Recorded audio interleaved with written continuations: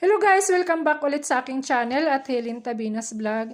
So para sa video na gagawin natin ngayon, tayo ay maggagawa ng tortang tuna. So mayroon nga pala tayong isang patatas na ginadgad dyan.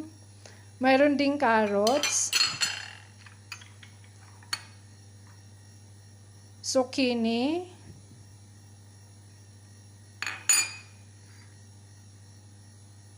hiniwa-hiwang green onion or sariwang sibuyas,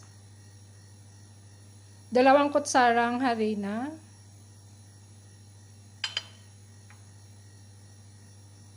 naglagay rin pala ako ng 2 itlog. So 2 itlog lang guys ang nilagay ko. Pwede rin kayo magdagdag kung gusto nyo. Mayroon tayong isang can tuna, tuna in can. So kahit anong brand ng tuna ay pwede nyong gamitin. Kung anong mayroong available sa inyong kusina. Asin at paminta para sa ating pangtimpla. Naglagay rin pala ako ng paprika guys. So optional lang yan kung gusto nyo lang naman. Kung wala kayo, edi wag na kayong maglagay. Pwede rin kayong maglagay ng chili flakes para may kunting sipa ang ating torta. So halo-haloin lang natin guys. So yung ating mga sangkap ay walang sukat yan. Nasa sa inyo na yan kung gaano karami ang ilagay nyo. Ganon din sa paminta at saka sa asin.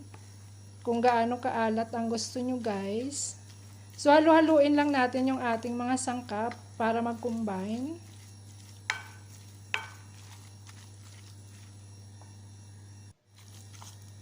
Kunting halo pa.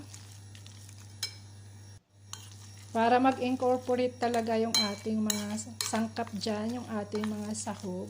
So, masustansya tong ating ginawa kasi hindi lang tuna. Marami pa tayong gulay na nilagay. So, sa may mga kiddos dyan na ayaw kumain ng gulay, ganito ang gawin nyo guys sa tuna. Mga nanay, ganito ang gawin nyo sa tuna. So, nag-init na rin pala ako ng mantika dyan. Para magprito na tayo. So, naglagay ako ng 1 kutsara